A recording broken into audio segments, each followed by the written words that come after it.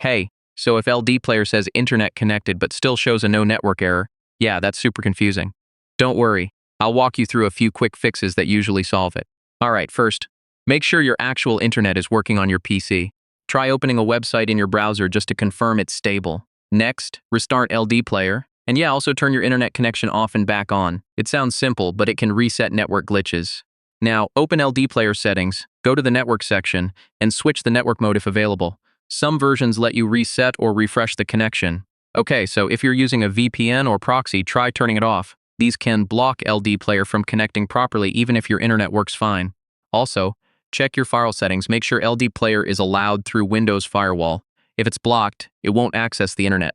If the issue continues, reset your network adapter. Open command prompt as admin and run a network reset. This clears any broken configurations. And yeah, make sure LDPlayer is updated. If nothing works, reinstall it fresh. That usually fixes deeper network bugs. So yeah, those are the main fixes if LDPlayer shows internet connected but still no network. Try them step by step, and it should work normally again.